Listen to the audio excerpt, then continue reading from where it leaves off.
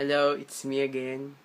So let's try to take a look at what is happening right now to my installation of Ubuntu. Yes, as you can see, it is still installing and running some installation tools and installing some packages. So let's just wait to finish this.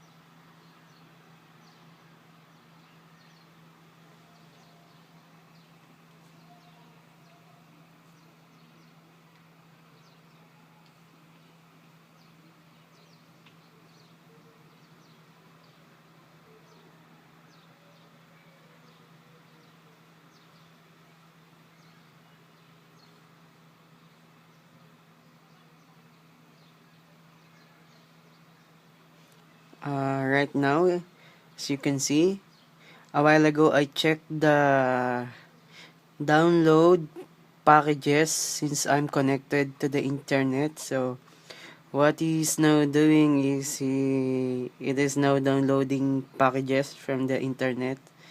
So packages is like a patch or something like Windows updates. But since this is an Ubuntu, they call it packages.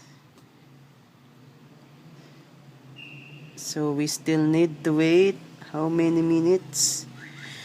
16 minutes?